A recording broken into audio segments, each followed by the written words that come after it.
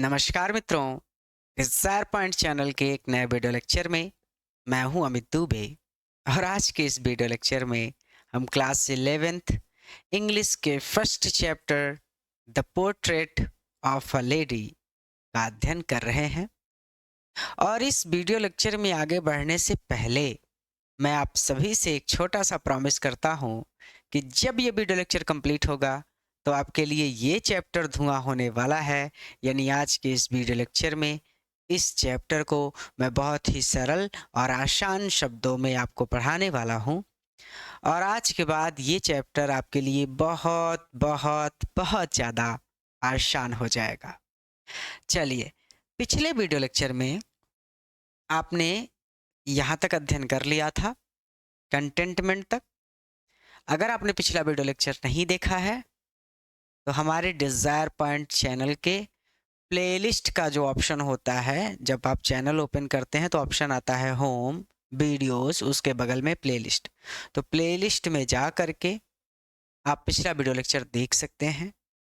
और अगर आपको पिछला वीडियो लेक्चर नहीं मिलता है या फिर आपको physics, chemistry, maths, bio, Hindi, English किसी भी सब्जेक्ट के नोट्स चाहिए तो स्क्रीन पर जो पट्टी चल रही है नीचे लाल रंग की, उसमें एक नंबर दिया गया है। उस नंबर पे कॉल करके या फिर व्हाट्सएप करके आप पिछला वीडियो लेक्चर मांग सकते हैं या फिर किसी भी सब्जेक्ट के नोट्स प्राप्त कर सकते हैं। चलिए, अब मैं मानता हूं कि आपने पिछला वीडियो लेक्चर जरूर देखा होगा, इसीलिए अब मैं सीधा अपने अध्याय में आगे चलूंगा। तो अब हमें यहां से पढ़ना है। ध्यान दीजिएगा, एकदम प्योर एनसीईआरटी से पढ़ा रहे हैं, ठीक है। पीछे लीपा पोती बिल्कुल नहीं है, क्योंकि लीपा पोती मुझे पसंद नहीं है। मुझे पसंद है सादगी, सरलता और व्यवहार में स्थिरता। इसीलिए मैंने अपना कंटेंट भी एकदम साफ सुथरा रखा है। पीपीटी चाहता तो मैं भी बनवा सकता था, लेकिन मुझे वो रंग बिरंगा फैशन पसंद नहीं है। मैं थोड़ा सा पुरानी विचारधारा का अनुसरण करता रहता हूँ। चलिए, आप बस पढ़ाई पर ध्यान दीजिए, हर एक चीज आपको समझ आएगी, ठीक है। लीपा पोती पर मत जाइए। माई, मेरी ग्रैंड मदर, दादी माँ, एंड आई और मैं वर गुड, अच्छे फ्रेंड्स, मित्र थे। मेरी दादी माँ और मैं अच्छे मित्र थे। माई पेरेंट्स, माई मतलब मेरे पेरेंट्स मतलब माता पिता ने, लेफ्ट मतलब छोड़ देना, अर्थात छोड़ दिया था, मी मुझे, विथ हर उनके पास, वेन दे जब वे, वेंट चले गए, टू लिव रहने के लिए, इन द सिटी शहर में। मेरे माता पिता ने मुझे मेरी दादी माँ के साथ छोड़ दिया था जब वो शहर रहने के लिए चले गए थे। एंड वी और हम अर्थात मैं और मेरी दादी माँ वर कॉन्स्टेंटली, हमेशा या फिर निरंतर, टुगेदर साथ रहते थे। और मैं और मेरी दादी माँ हमेशा एक दूसरे के साथ रहते थे, ठीक है। शी यूज टू का मतलब मैंने आपको पिछली क्लास में बताया था, करता था या फिर किया करता था। अब हालांकि दादी माँ के लिए हो जाएगा करती थी या फिर किया करती थी। तो क्या किया करती थी? शी यूज टू वेक, वेक मतलब उठा होता है उठाना, मी मतलब मुझे, अप, वेक अप मी अर्थात वो मुझे उठाती थी, इन द मॉर्निंग सुबह। She used to wake me up, वो मुझे सुबह उठाया करती थी। एंड गेट मी रेडी, और मुझे रेडी करती थी, मुझे तैयार करती थी, फॉर स्कूल, स्कूल जाने के लिए, और मुझे स्कूल जाने के लिए या फिर विद्यालय जाने के लिए तैयार किया करती थी। शी सैड, वो सैड कहती थी।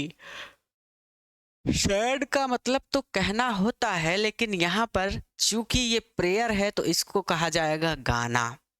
सी सैड, वो गाया करती थी, हर अपनी मॉर्निंग, सुबह की प्रेयर, प्रार्थना, वो अपनी सुबह की प्रार्थना गाया करती थी। इन अ मोनोटोनस, मोनोटोनस मतलब जिसमें कोई रस ना हो, नीरस तरीके से। सिंग सॉन्ग, सिंग सॉन्ग मतलब हो गया गाना, कहते हैं ना कि सिंग सॉन्ग। तो वो अपनी सुबह की प्रार्थना सिंग सॉन्ग करती थी। कैसे सिंग सॉन्ग करती थी? मोनोटोनस, नीरस तरीके से। वो अपनी सुबह की प्रार्थना नीरस तरीके से गाया करती थी, वाइल जब सी वह बात, नहलाती थी, एंड ड्रेस कपड़े पहनाती थी, मी मुझे, जब वो मुझे नहलाती थी और कपड़े पहनाती थी।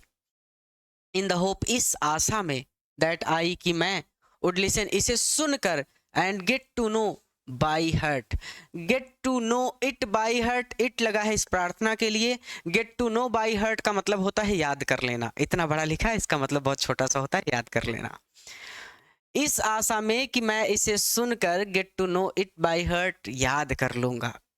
आई लिसेंड, वो कहते हैं कि आई, मैं लिसेंड सुनता था, मैं सुनता था, बिकॉज क्योंकि आई लव्ड, मुझे बहुत पसंद थी हर वॉइस, उनकी आवाज़, मैं सुनता था क्योंकि मुझे उनकी आवाज़ बहुत पसंद थी, बट लेकिन नेवर, कभी भी बॉदर्ड, मैं परेशान नहीं हुआ, टू लर्न इट, इसको सीखने के लिए, लेकिन मैंने कभी भी इसको सीखने की चिंता नहीं की, ऐसे भी कह सकते हैं कि मैंने कभी भी इसको सीखने की परवाह नहीं की।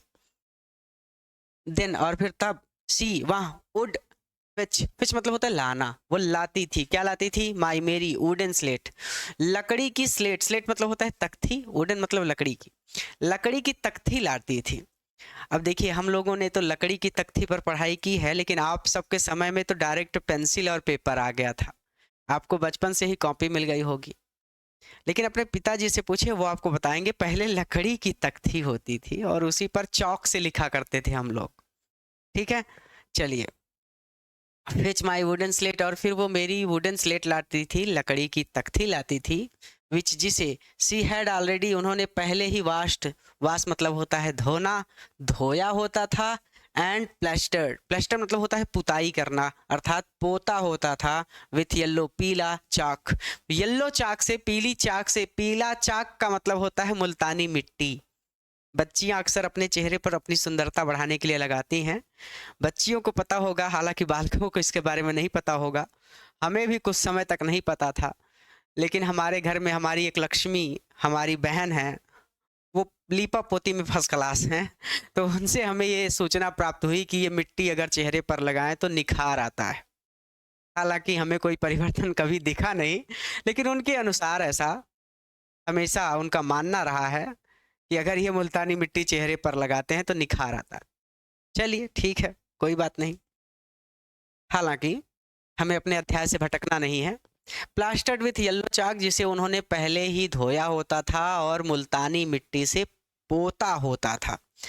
एक टीनी टीनी मतलब छोटा सा, छुटकू सा, अर्थन, मिट्टी का, इंक पॉट, इंक पॉट तो आप बचपन से जानते हैं, इंक पॉट की हिंदी होती है दवात, और फिर एक छोटा सा मिट्टी का दवात लाती थी जिसमें स्याही रखते हैं, वो दवात है। एंड रेड, रेड मतलब होता है सरकंडा, ये एक तरह की घास होती है, अगर उसको तोड़े तो ऐसे पिन जैसे बन जाता है। ठीक है, आपके पिताजी ने सरकंडे की कलम का प्रयोग किया होगा, आपने तो डायरेक्ट पेंसिल पकड़ी होगी हाथों में, हम लोगों ने सरकंडे की कलम से लिखा है। एक तरह की घास होती है, पिताजी से पूछिए वो बताएंगे। छोटे छोटे तालाबों के इर्द गिर्द अक्सर उग जाती है, और उसकी खासियत ये होती है कि अंदर से खाली होती है, जैसे बांस अंदर से खाली होता है, खोखला होता है, वैसे अंदर से वो भी खोखली होती है, तो उसमें स्याही भरकर लिखना बड़ा सरल होता है, बड़ा सुगम होता है, और बचपन की बात करें तो बड़ा मज़ा आता था लिखने में।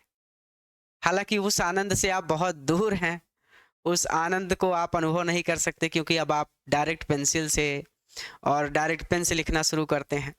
हम लोग तो भीग जाते थे इंक में, कोई टी शर्ट पे नीला रंग लगा देता था तो कोई काला लगा देता था, हालांकि वो बचपन की बातें थी। तो earthen ink pot and red pen, और एक सरकंडे की पेन लाती थी, सरकंडे की कलम लाती थी।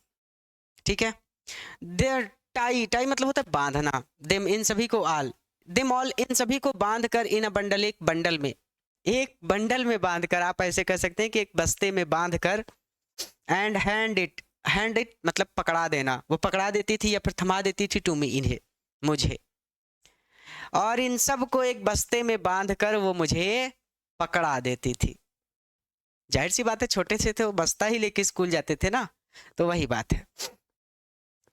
आफ्टर अ ब्रेकफास्ट, ब्रेकफास्ट मतलब नाश्ता, आफ्टर मतलब बाद, नाश्ता करने के बाद, ऑफ अ थिक, एक मोटी, स्टेल, बासी चपाती, चपाती का, अब ये चपाती क्या है, जिसे आप रोटी कहते हैं, पंजाबी लोग उसे चपाती कहते हैं। ठीक है, तो भाषा का अंतर है बस, बाकी मतलब वही है। एक बासी, एक मोटी बासी चपाती का ब्रेकफास्ट, नाश्ता करने के बाद, विथ अ लिटिल, जिस पर थोड़ा सा बटर मक्खन लगा होता था, एंड शुगर और शक्कर लगा होता था। घी और शक्कर लगाकर रोटी तो आपने भी खाई होगी। अगर नहीं खाई है तो मम्मी से कहिए थोड़ा सा बना के दे, बहुत सुंदर लगता है, बहुत अच्छा लगता है। हम लोग तो बचपन में घी और शक्कर लगाकर रोटी खाकर स्कूल चले जाते थे। ये वास्तविकता है हमारे जीवन की, आपके भी जीवन की होगी, इसमें कोई अंतर नहीं है। क्योंकि माता जी को सबसे सरल यही लगता है कि बच्चों को रोटी बना के उस पर घी लगा के शक्कर लगा के दे दीजिए, आराम से खा के निकल लें।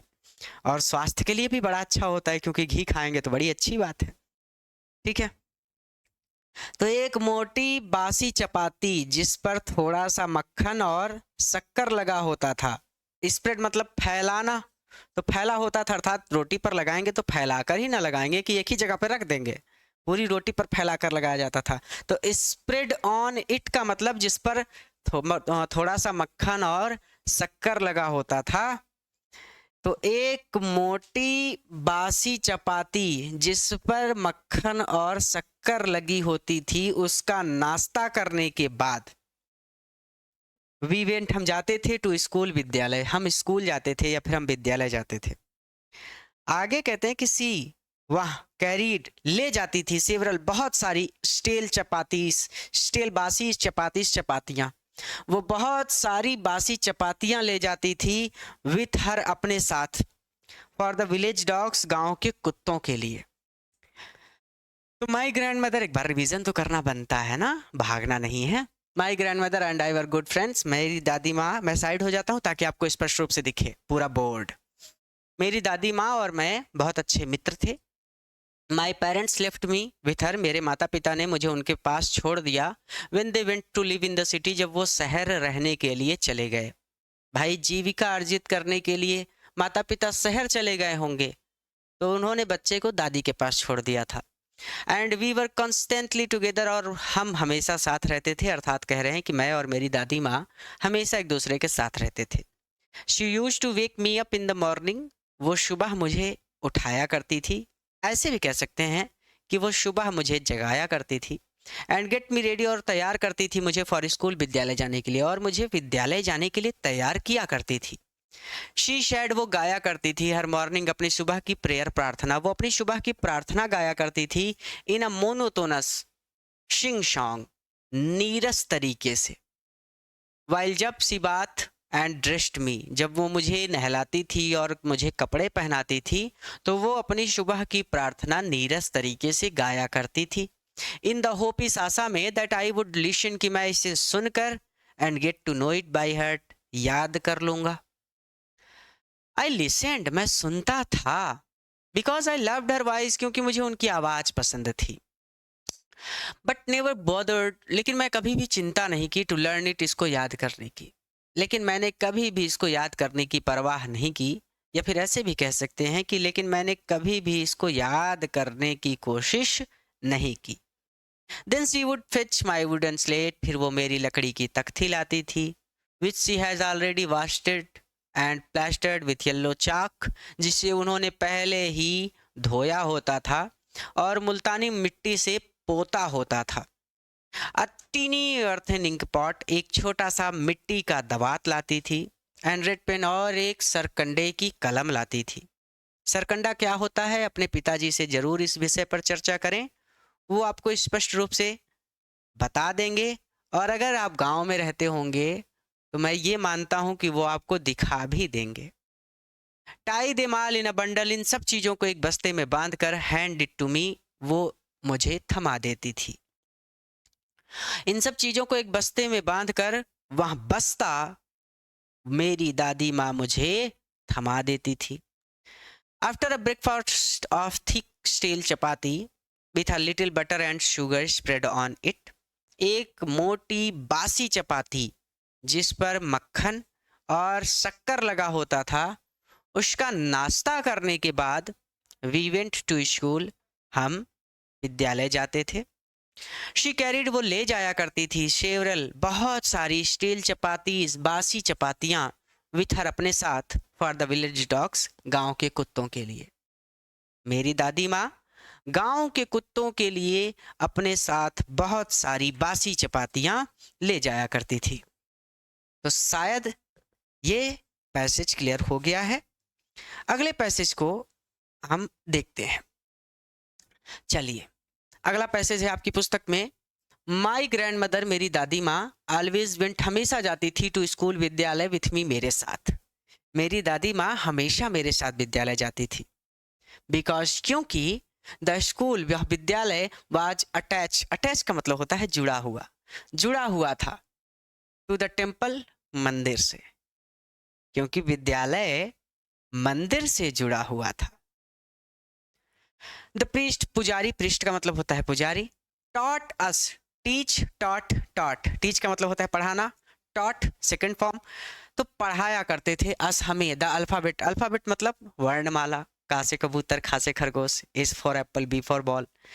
तो जब पुजारी हमें वर्णमाला पढ़ाया करते थे, एंड द मॉर्निंग प्रेयर, और सुबह की प्रार्थना पढ़ाया करते थे, तो इसको ऐसे कह देंगे कि पुजारी हमें वर्णमाला और सुबह की प्रार्थना पढ़ाया करते थे। वाइल, जब, द चिल्ड्रन, बच्चे, सैट, बैठ कर, इन द रो, पंक्तियों में, रो मतलब होता है पंक्ति, ऑन द ईदर साइड, दोनों तरफ, ऑफ द बरामदा, बरामदे के, बरामदा तो आप सब जानते ही होंगे, जब बच्चे बरामदे के दोनों ओर पंक्तियों में बैठकर सिंगिंग गाया करते थे, द अल्फाबेट, वर्णमाला, और द प्रेयर अथवा प्रार्थना, इन चोरस, चोरस का मतलब होता है एक साथ मिलकर। जैसे बचपन में आप बहुत सारे बच्चे एक ही क्लास में बैठ जाते थे, और फिर जब टीचर पढ़ाते थे का से कबूतर, तो आप सभी लोग एकदम एक साथ पूरा जोर लगाकर चिल्लाते थे, का से कबूतर, तो वही वाला है चोरस। और बरामदा में पंक्तियों में बैठने का तात्पर्य ये है कि जैसे मान के चलिए ये बरामदा है, तो ये कुछ बच्चे इधर इधर इधर इधर इधर इधर ये बच्चे बैठे हैं और ये बच्चे बैठे हैं, तो सभी पंक्तियों में बैठते थे और बरामदे के दोनों तरफ बैठते थे, बीच में आने जाने का रास्ता रहता था, ठीक है। और सभी लोग जब अध्यापक पढ़ाते थे तो एक साथ मिलकर चिल्लाते थे, ठीक है। आगे क्या कहते हैं, पीछोरस का मतलब स्पष्ट हो गया, जब बच्चे बरामदे के दोनों तरफ पंक्तियों में बैठकर वर्णमाला अथवा प्रार्थना एक साथ मिलकर गाया करते थे। माई ग्रैंड मदर, मेरी दादी माँ, सैट, बैठा करती थी, इनसाइड, अंदर, मेरी दादी माँ अंदर बैठा करती थी, रीडिंग द स्क्रिप्चर्स, स्क्रिप्चर्स मतलब होता है धार्मिक पुस्तकें या फिर धर्म ग्रंथ कह सकते हैं। तो मेरी दादी माँ अंदर बैठकर रीडिंग द स्क्रिप्चर्स, धार्मिक पुस्तकों का या फिर धर्म ग्रंथों का पाठ किया करती थी, धर्म ग्रंथों का अध्ययन किया करती थी। When we had both, जब हम दोनों, both मतलब दोनों, फिनिश, अपना काम पूरा कर लेते थे, अर्थात मैं पढ़ लेता था और दादी माँ धार्मिक पुस्तकों का अध्ययन कर लेती थी, तो जब हम दोनों अपना काम पूरा कर लेते थे, we would walk back, walk back का मतलब होता है वापस लौटना, तो हम वापस लौटते थे, टुगेदर, एक साथ, तो हम एक साथ वापस लौटते थे। दिस टाइम, इस समय या फिर इस बार, द विलेज डॉग्स, गांव के कुत्ते, वुड मीट अस, मीट मतलब होता है मिलना, अस मतलब हमसे, हमें मिलते थे, एट द टेम्पल, मंदिर के दूर दरवाजे पर। इस बार गांव के कुत्ते हमें मंदिर के दरवाजे पर मिलते थे। दे फॉलोड अस, फॉलो मतलब होता है पीछा करना, इंस्टाग्राम पे आप लोगों को फॉलो करते हैं, तो उस फॉलो का शाब्दिक अर्थ है पीछा करना, और पीछा करना बहुत बुरी बात है, लेकिन ठीक है, फैशन है, अब तो फैशन हो गया है। चलिए, दे फॉलोड अस, वो हमारा पीछा करते थे, टू आवर होम, हमारे घर तक, ग्राउलिंग, गुर्राते हुए, एंड फाइटिंग, और लड़ते हुए, विथ ईच अदर, एक दूसरे से, गुर्राते हुए और एक दूसरे से लड़ते हुए, फॉर द चपातीस, उन चपातियों के लिए, वी थ्रू, जो हम थ्रू फेंका करते थे, टू देम, उनकी ओर, जो चपातियां हम उनकी ओर फेंका करते थे, उन चपातियों के लिए गुर्राते हुए और एक दूसरे से लड़ते हुए, वो हमारे घर तक हमारा पीछा करते थे, अर्थात फुल बॉडीगार्ड मिल गए थे इन लोगों को। रिवीजन एक बार फिर से सुंदर तरीके से कर लेते हैं। My grand mother always went to school with me, मेरी दादी माँ हमेशा मेरे साथ विद्यालय जाया करती थी। Because the school was attach to the temple, क्योंकि विद्यालय मंदिर से जुड़ा हुआ था। द प्रीस्ट पुजारी taught us, हमें पढ़ाया करते थे द अल्फ़ाबेट वर्णमाला एंड द मॉर्निंग प्रेयर और सुबह की प्रार्थना। पुजारी हमें वर्णमाला और सुबह की प्रार्थना पढ़ाया करते थे। वाइल द चिल्ड्रन, जब बच्चे सैट इन रोज, पंक्तियों में बैठकर ऑन द ईदर साइड, दोनों तरफ ऑफ द बरामदा, बरामदे के, जब बच्चे बरामदे के दोनों तरफ पंक्तियों में बैठकर सिंगिंग गाया करते थे द अल्फ़ाबेट वर्णमाला और द प्रेयर अथवा प्रार्थना इन चौरस, एक साथ मिलकर। तो इसको ऐसे पढ़ लेंगे कि जब बच्चे बरामदे के दोनों तरफ बैठकर एक साथ मिलकर वर्णमाला अथवा प्रार्थना गाया करते थे। माई ग्रैंड मदर, तो मेरी दादी माँ, सेट इनसाइड, अंदर बैठा करती थी, रीडिंग द स्क्रिप्चर्स, और धार्मिक पुस्तकों का पाठ किया करती थी या फिर धर्म ग्रंथों का अध्ययन किया करती थी। When we had both finished, जब हम दोनों अपना काम पूरा कर लेते थे, we would walk back together, तो हम एक साथ घर वापस लौटते थे। This time, इस समय या फिर इस बार, द विलेज डॉग्स, गांव के कुत्ते, वुड मीट अस, हमें मिलते थे एट द टेम्पल डोर, मंदिर के दरवाजे पर। इस बार द विलेज डॉग्स, गांव के कुत्ते, वुड मीट अस, हमें मिलते थे एट द टेम्पल डोर, मंदिर के दरवाजे पर। इस बार गांव के कुत्ते हमें मंदिर के दरवाजे पर मिलते थे। दे फॉलोड अस, वो हमारा पीछा करते थे, टू आवर होम, हमारे घर तक, ग्रोइलिंग, गुर्राते हुए, and fighting with each other, और एक दूसरे से लड़ते हुए, फॉर द चपातीस, उन चपातियों के लिए, वी थ्रू टू डेम, जो हम उनकी ओर फेंका करते थे। तो वो गुर्राते हुए और उन चपातियों के लिए जो हम उनकी ओर, ऐसे पढ़ लेते हैं हम इसको थोड़ा सा सटीक तरीके से, कि वो उन चपातियों के लिए जो हम उनकी ओर फेंका करते थे,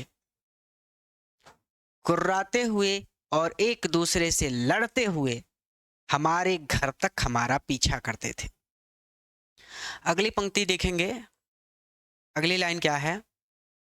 When, जब, माई पेरेंट्स, मेरे माता पिता, वर कंफर्टेबली, कंफर्टेबली मतलब कंफर्ट मतलब आरामदायक, तो कंफर्टेबली आराम से, सेटल्ड, बस गए, इन द सिटी, शहर में, जब मेरे माता पिता आराम से शहर में बस गए, they sent for us, sent मतलब होता है बुला लेना, सेंट फॉर अस, उन्होंने हमको बुला लिया, उन्होंने हमको भी शहर बुला लिया।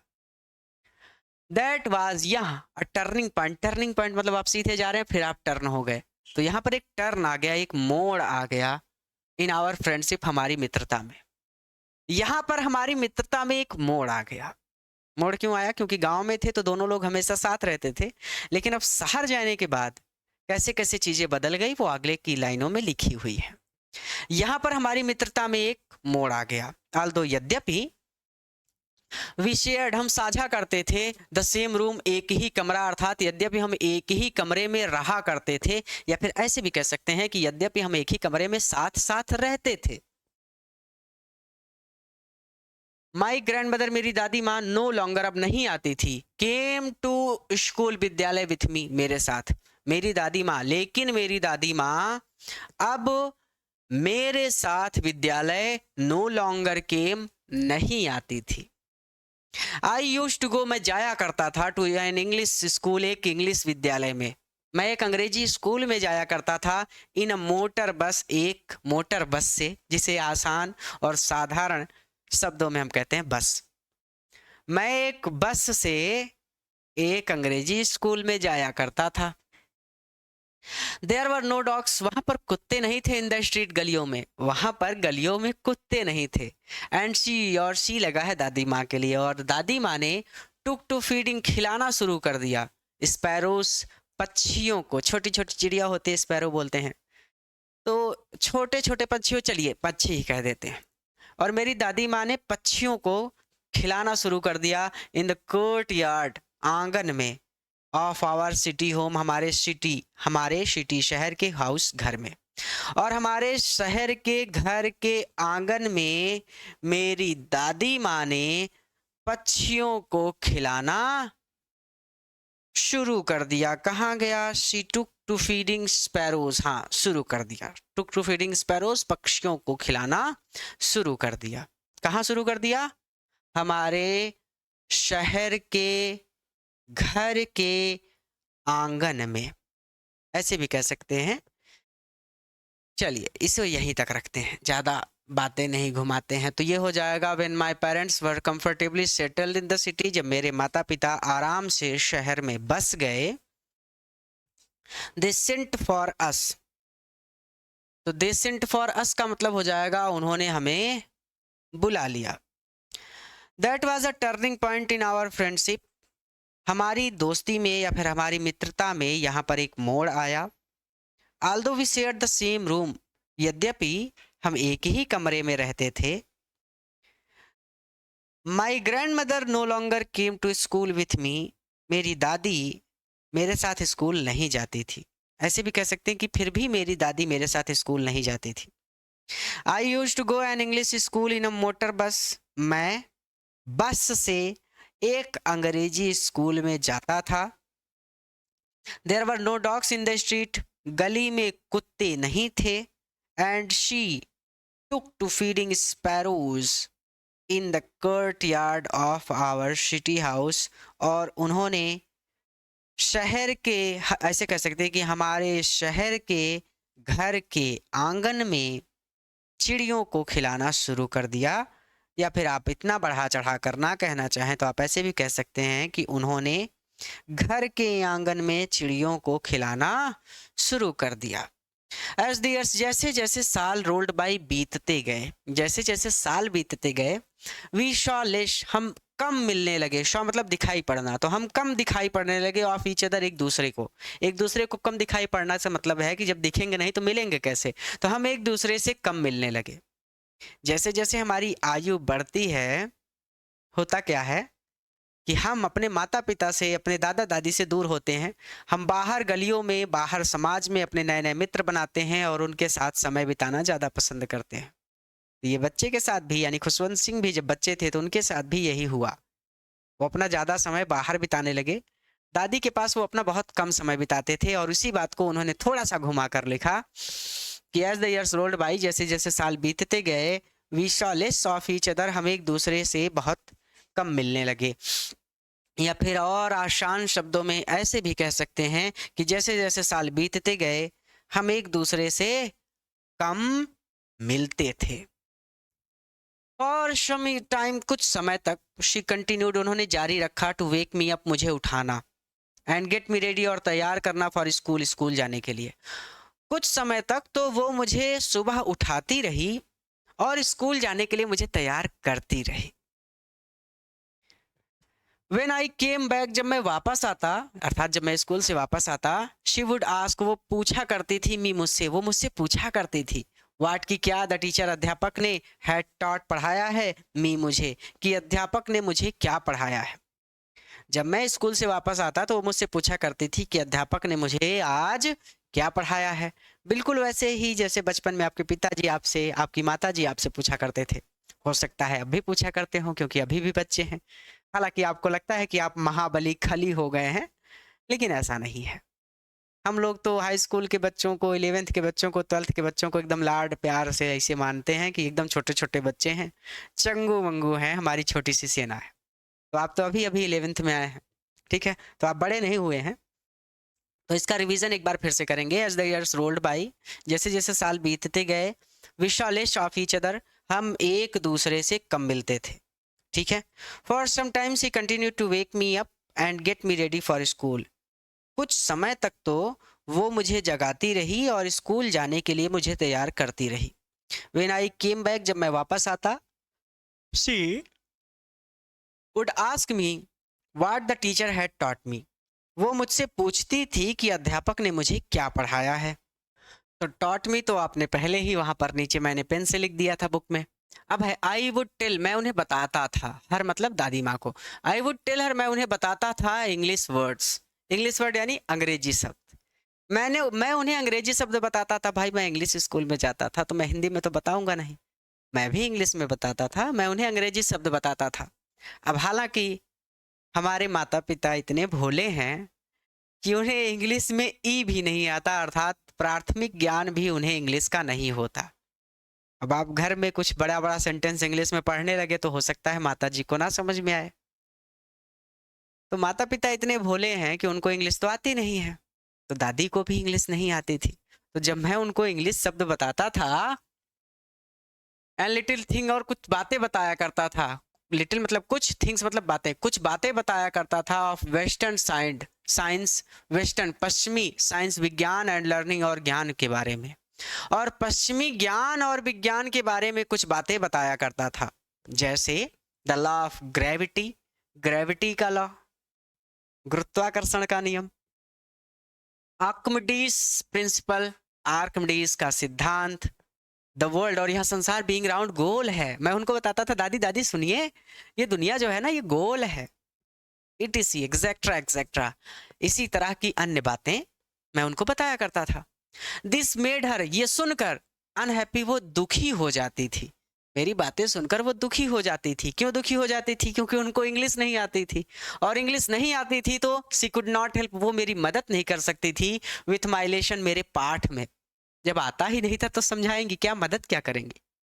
ये सुनकर वो दुखी हो जाती थी क्योंकि वो मेरे पाठ में मेरी मदद नहीं कर सकती थी, या फिर मेरे अध्याय में मेरी मदद नहीं कर सकती थी, या फिर मेरी पढ़ाई में मेरी मदद नहीं कर सकती थी। शब्द चयन का खेल है। शी डिड नॉट बिलीव, वो विश्वास नहीं करती थी, इन द थिंग्स, उन बातों पर या फिर उन चीज़ों पर, दे, जो वो लोग टॉट, सिखाया करते थे एट इंग्लिश स्कूल, अंग्रेजी स्कूल में। जो बातें या फिर जो पाठ अंग्रेजी स्कूल में सिखाए जाते थे, उन बातों पर दादी बिल्कुल विश्वास नहीं करती थी। देखिए कितनी भोली थी। ठीक है। एंड वाज डिस्ट्रेस, और वो परेशान रहती थी। परेशान क्यों रहती थी? दैट की देयर वाज नो टीचिंग, की कुछ भी टीच नहीं किया जा रहा, कुछ भी पढ़ाया नहीं जा रहा अबाउट गॉड, भगवान के बारे में, ईश्वर के बारे में, एंड द स्क्रिप्चर्स, और धर्म ग्रंथों के बारे में। और वो इस बात को लेकर हमेशा परेशान रहती थी कि भगवान और धर्म ग्रंथों के बारे में मुझे कुछ भी नहीं पढ़ाया जा रहा था। वन डे, एक दिन, आई अनाउंस्ड, मैंने घोषणा की, अर्थात मैंने अपने घर में बताया, दैट की वी वर बीइंग गिवन, हमें दिया जा रहा है म्यूजिक लेसन। म्यूजिक लेसन अर्थात म्यूजिक पाठ। अब म्यूजिक पाठ, म्यूजिक का पाठ नहीं होता, बल्कि म्यूजिक सिखाया जाता है, संगीत सिखाया जाता है। तो इसका हम ऐसे कह देंगे कि एक दिन मैंने अपने घर में बताया कि हमें संगीत सिखाया जा रहा है। शी वाह वाज वेरी डिस्टर्ब, वेरी, बहुत ज़्यादा डिस्टर्ब हो गई, वो बहुत ज़्यादा परेशान हो गई। टू हर, उनके अनुसार या फिर उनके हिसाब से, म्यूजिक, संगीत, हैड ल्यूड एसोसिएशन, संगीत जो है वो ल्यूड एसोसिएशन है, संगीत का संबंध अशोभनीय चीजों से है। ऐसा क्यों? अक्सर जो भिखारी आपके दरवाजे पर कभी मांगने आते हैं कुछ, तो अपने साथ एक ढोल लेकर आते हैं गाते बजाते हुए, और बहुत देर तक गाते बजाते हैं, तो उनको एक कटोरा चावल, एक कटोरा गेहूं या 10-20 रुपए आपके माता पिता दे देते हैं। तो वो मानती थी कि जो भिखारी उखारी होते हैं वो ये गाना बजाना करते हैं, ये अशोभनीय है। एक होता है शोभनीय जो शोभा देता है, एक अशोभनीय जो शोभा नहीं देता है। उनके अनुसार संगीत का संबंध अशोभनीय चीजों से है। इट वाज, इट मतलब यहाँ संगीत, वाज द मोनोपोली, मोनोपोली मतलब होता है एकाधिकार। जैसे आपके पिता की संपत्ति पर आपका एकाधिकार है, जब जब तक आपके पिता स्वयं न चाहें उस पर कोई और अधिकार नहीं कर सकता, वो संपत्ति आपको ही मिलेगी। उसी तरह से ये जो संगीत है इस पर भी एकाधिकार है। किसका? वो गाने बजाने वाले अर्थात भिखारियों का। ठीक है। और क्या लिखा है? मोनोपोली, ये एकाधिकार है ऑफ हरलॉट्स। हरलॉट्स मतलब होता है वैश्या।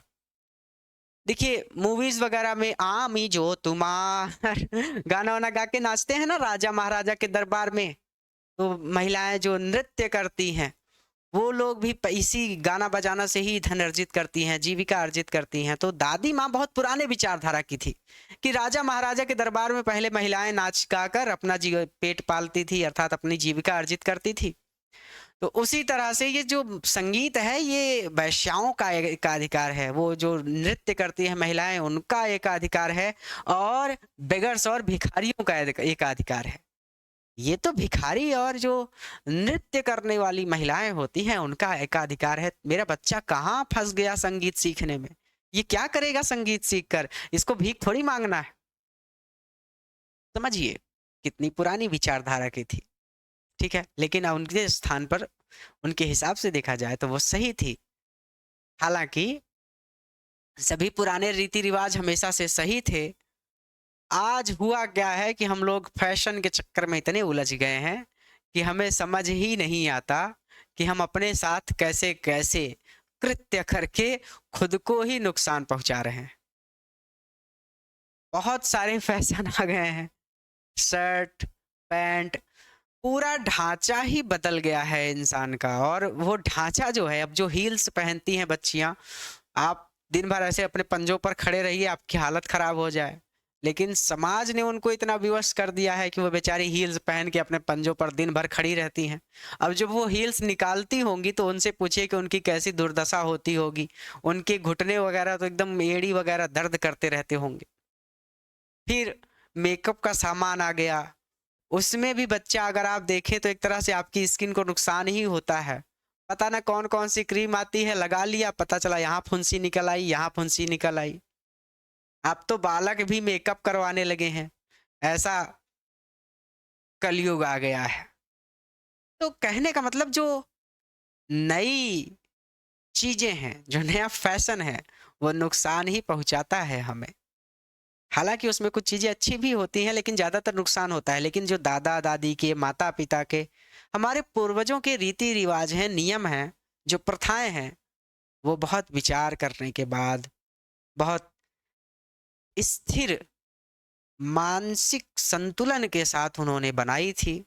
और हर एक त्योहार, हर एक रिवाज अपने साथ एक जिम्मेदारी लेकर आता है। जैसे दीपावली आती है तो उसकी जिम्मेदारी ये होती है कि वो पूरे घर की साफ सफाई करवा देगी। तो साल में कम से कम एक बार पूरा घर साफ हो जाएगा। ठीक है, हर एक त्योहार आएगा तो उसके साथ कुछ चीजें जुड़ी होंगी। होली आती है तो होली में जगह जगह पर जो आग जलती है, उससे आसपास की जो वायु होती है वो शुद्ध हो जाती है। तो बहुत सारी चीजें हैं। तो पुरानी बातें तो अपनी जगह पर सही थी ही, और दादी माँ भी अपनी जगह पर सही थी। हालांकि अब जीविका अर्जित करने का संगीत भी एक माध्यम बन चुका है। वो दादी इस बात को नहीं जानती थी। तो बच्चे ने जब घर में अनाउंस किया कि हमें संगीत सिखाया जा रहा है, तो वो डिस्टर्ब हो गई, परेशान हो गई, क्योंकि उनके हिसाब से संगीत का संबंध अशोभनीय चीजों से था। हम लोग कहाँ थे? इट इज, यह मोनोपोली है, ये एकाधिकार है हरलॉट्स, वैश्याओं का, एंड बेगर्स और भिखारियों का, एंड नॉट मेंट, और इसका कोई लेना देना नहीं है, इसका कोई संबंध नहीं है फॉर जेंटल फॉक, सज्जन लोगों से। और सज्जन लोगों को इससे कोई लेना देना नहीं है, या फिर सज्जन लोगों से इसका कोई संबंध नहीं है। बात समझ में आ गई? शी सैड नथिंग, उन्होंने कुछ नहीं कहा। बट हर साइलेंस, लेकिन उनकी चुप्पी, मिंट का मतलब डिसअप्रूवल, नाराजगी था। उन्होंने कुछ कहा नहीं, लेकिन उनकी चुप्पी का मतलब नाराजगी, नाराजगी था। सी रेयरली, सी वह रेयरली, बड़ी मुश्किल से बात करती थी टू मी, मुझसे। आफ्टर दैट, इसके बाद वो बड़ी मुश्किल से ही मुझसे बात करती थी, या फिर ऐसे कह सकते हैं कि उसके बाद वो मुझसे कभी कभी ही बात करती थी। रिवीजन कर लें। I would tell her English words and little things of western science. मैं साइड हट जाता हूँ ताकि आपको स्पष्ट रूप से दिखाई दे। तो ये हो जाएगा कि मैं अंग्रेजी के शब्द और पश्चिमी ज्ञान विज्ञान के बारे में दादी को बताया करता था। जैसे, कहाँ है भाई, हाँ, the law of gravity, Archimedes principal. Gravity यानी गुरुत्वाकर्षण का नियम, आर्किमिडीज प्रिंसिपल यानी आर्किमिडीज का सिद्धांत, the world being round etc, पृथ्वी के गोल होने की बातें बताता था। ईटीसी मतलब ऐसी ही अन्य बातें बताया करता था। दिस मेड हर अनहैप्पी, इससे वो दुखी हो जाती थी। She could not help me with my lesson, क्योंकि वो मेरे पाठ में मेरी मदद नहीं कर सकते थे। She did not believe in the things they taught at the English school, वो उन चीज़ों पर विश्वास नहीं करती थी जो वो अंग्रेजी स्कूल में सिखाई जाती थी। एंड वाज डिस्ट्रेस्ड, और वो इस बात को लेकर परेशान रहती थी, that there was a no teaching, कि कुछ भी नहीं सिखाया जा रहा अबाउट गॉड, भगवान के बारे में, एंड द स्क्रिप्चर्स, और धर्म ग्रंथों के बारे में। वन डे, एक दिन आई अनाउंस, मैंने घोषणा की, that we were being given music lessons, कि हमें म्यूजिक लेसन दिए जा रहे हैं, कि हमें संगीत सिखाया जा रहा है। शी वॉज वेरी डिस्टर्ब, वो बहुत परेशान हो गई। टू हर, उनके अनुसार, म्यूजिक हैड लीव्ड एसोसिएशन, संगीत का संबंध अशोभनीय चीज़ों से था। It was monopoly of her lots, ये वैश्याओं का और भिखारियों का एकाधिकार था और सज्जन लोगों का इससे कोई लेना देना नहीं था। शी सैड नथिंग, उन्होंने कुछ नहीं कहा, but her silence meant disapproval, लेकिन उनकी चुप्पी का मतलब नाराजगी था। She rarely talk to me after that, इसके बाद वो मुझसे कभी कभी ही बात किया करती थी। अब आगे चलेंगे। When I went, जब मैं गया टू यूनिवर्सिटी में, जब मैं विश्वविद्यालय में गया, आई वॉज गिवन, तो मुझे दिया गया रूम, एक कमरा ऑफ माई ओन, मेरा खुद का, तो मुझे मेरा खुद का कमरा दिया गया। द कॉमन लिंक, कॉमन मतलब होता है जो कॉमन हो, जो साझा करने योग्य हो, तो कॉमन लिंक का मतलब सीधा सीधा हो जाएगा कि हमारी जो लिंक थी, लिंक मतलब होता है कड़ी, कॉमन का मतलब होता है साझा, तो हम कह सकते हैं कि जो साझा कड़ी थी, अर्थात जो साझी कड़ी थी और फ्रेंडशिप, मित्रता की, वाज स्नैप्ड, वो भी स्नैप हो गई, वो भी टूट गई। हमारी मित्रता की जो साझी कड़ी थी वो भी टूट गई, अर्थात कम से कम शाम को तो हम लोग एक कमरे में रहते थे, तो मैं जब घर जाता था तो दादी से मिल ही लेता था, दादी से मेरी मुलाकात हो ही जाती थी। लेकिन जब कमरा भी अलग हो गया तो अब मैं किसी दूसरे कमरे में, मैं आया अभी तो दूसरे कमरे में गया, दादी दूसरे कमरे में है, तो मुलाकात होनी ही बंद हो गई, अर्थात हमारी मित्रता की जो साझी कड़ी थी वो भी टूट गई। माई ग्रैंड मदर, मेरी दादी माँ ने एक्सेप्टेड, स्वीकार कर लिया, हर सिक्यूशन, अपना एकांतावास, विथ रिजिग्नेशन, बिना विरोध के। मेरी दादी माँ ने अपना एकांतवास बिना विरोध के स्वीकार कर लिया। उन्होंने कुछ नहीं कहा कि नहीं नहीं कोई दिक्कत नहीं है, ठीक है, तुम अकेले कमरे में रहो, मैं अकेले रह लूंगी। तो मेरी दादी माँ ने अपना एकांतवास बिना विरोध के स्वीकार कर लिया।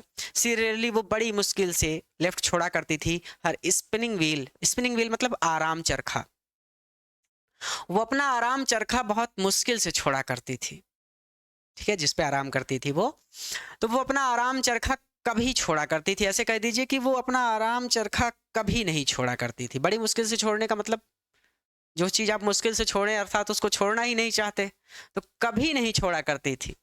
टू टॉक, बात करने के लिए, टू एनीवन, किसी से, वो किसी से बात करने के लिए अपना आराम चरखा कभी नहीं छोड़ती थी। फ्रॉम सनराइज, सुबह से, टू सनसेट, शाम तक। शी सैट, वो बैठी रहती थी, बाई हर व्हील, अपना चरखा पर, spinning and reciting prayer, spinning and reciting prayer, और प्रार्थना गाती रहती थी। सुबह से शाम तक वो अपने आराम चरखा पर बैठी रहती थी और प्रार्थना गाती रहती थी। ओनली इन द आफ्टरनून, केवल दोपहर के समय, सी रिलैक्स्ड, वो आराम करती थी, फॉर अ वाइल, थोड़ी देर के लिए। टू फीड, जब वो फीड करती थी, जब वो खिलाती थे, द स्पैरोस, पक्षियों को, जब वो पक्षियों को खिलाती थी उस समय, ठीक है, तो केवल दोपहर के समय जब वो पक्षियों को खिलाती थी, थोड़ी देर के लिए वो आराम करती थी। वाइल सी सैट, जब वो बैठती थी, इन द बरामदा, बरामदे में, ब्रेकिंग, और तोड़ा करती थी, द ब्रेड, रोटी को तोड़ा करती थी, इनटू लिटिल बिट्स, छोटे छोटे टुकड़ों में। तो जब वहां बरामदे में बैठकर रोटी को छोटे छोटे टुकड़ों में तोड़ा करती थी, 100, सैकड़ों, ऑफ लिटिल, छोटे छोटे बर्ड्स, पक्षी, सैकड़ों छोटी छोटी चिड़िया, कलेक्टेड, इकट्ठा हो जाती थी, राउंड हर, उनके इर्द गिर्द, सैकड़ों छोटी छोटी चिड़िया उनके इर्द गिर्द इकट्ठा हो जाती थी। क्रिएटिंग, और क्रिएटिंग क्या करती थी, वेरिटेबल बेदलम, वेरिटेबल मतलब एकदम शोर मचाना, और चिरपिंग, चिरपिंग मतलब होता है चहचहाना, तो चहचहाते हुए बहुत शोर मचाती थी, यानी एकदम चहचहाने लगती थी, तो चहचहाते हुए बहुत शोर मचाती थी, या फिर ऐसे कह सकते हैं कि ची ची, चिड़िया तो ची ची ही करेगी ना, तो ची ची करके बहुत शोर मचाती थी और एकदम पागल बना देती थी सबको, अर्थात बहुत शोर होता था, पक्षी बहुत शोर मचाते थे। शम के, कुछ तो आते थे, and perch on her legs, उनके पैरों पर पर्च हो जाते थे, उनके पैरों पर बैठ जाते थे। अदर्स ऑन हर शोल्डर्स, और कुछ तो उनके कंधों पर बैठ जाते थे। शम इवन सैट, और कुछ तो बैठ जाते थे, ऑन हर हेड, उनके सिर पर, और कुछ तो उनके सिर पर बैठ जाया करती थी। शी स्माइल्ड, वो मुस्कुरा देती थी, बट नेवर, लेकिन कभी भी, शूट देम अवे, वो उनको भगाती नहीं थी, देम मतलब उनको, शूट अवे, भगाना, लेकिन वो कभी भी उनको भगाती नहीं थी। इट यूज टू बी, ये हुआ करता था, द हैप्पीस्ट हाफ आवर, सबसे सुखद आधा घंटा ऑफ द डे, दिन का फौरन उनके लिए ये आधे घंटे पूरे दिन के सबसे खुश समय हुआ करता था, या फिर ऐसे भी कह सकते हैं कि यह आधे घंटे पूरे दिन में उनके लिए सबसे ज्यादा खुशी का समय होता था। तो रिवीजन कर लें। When I went up to university, जब मैं यूनिवर्सिटी में गया, जब मैं विश्वविद्यालय में गया, I was given a room of my own, तो मुझे मेरा खुद का कमरा दिया गया। The common link of friendship was snapped, मित्रता की साझी कड़ी भी टूट गई। Accepted her situation with resistance, मेरी दादी माँ ने बिना विरोध के अपना एकांतवास स्वीकार कर लिया। किसी से बात करने के लिए वो बड़ी मुश्किल से ही अपना आराम चरखा छोड़ा करती थी। ऐसे भी कह सकते हैं कि किसी से बात करने के लिए वो अपना आराम चरखा कभी नहीं छोड़ती थी। सूर्योदय से सूर्यास्त तक वो अपने चरखे पर बैठी रहती थी और भजन गाती रहती थी।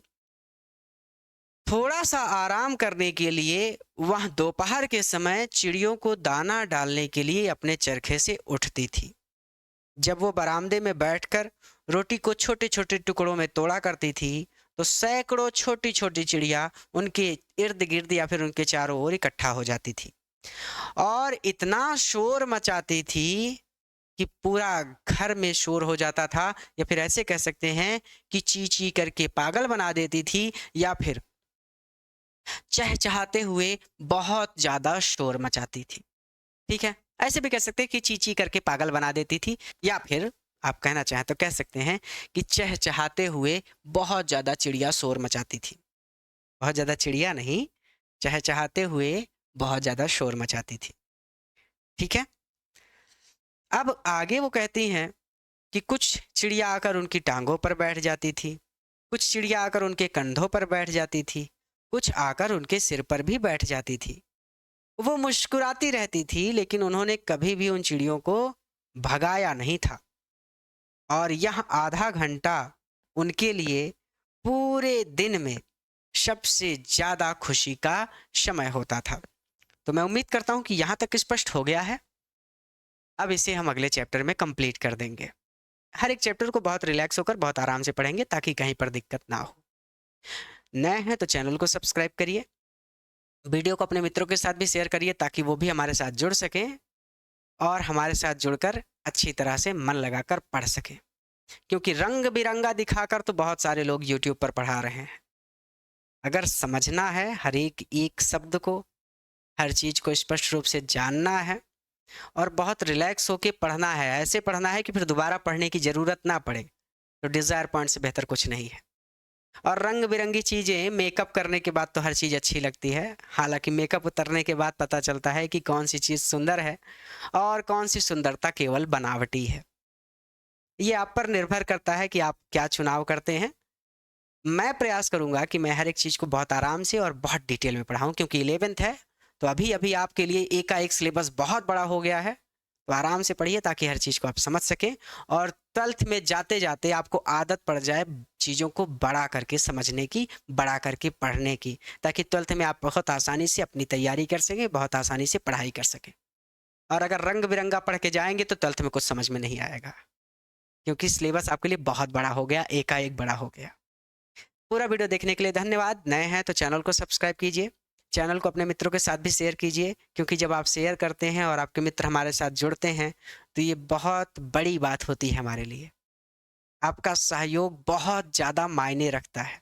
कहते हैं ना कि डूबते को तिनके का सहारा, तो अगर हम डूब रहे हैं और आप तिनके के समान भी थोड़ी सी भी मदद करते हैं तो हमें बहुत अच्छा लगता है।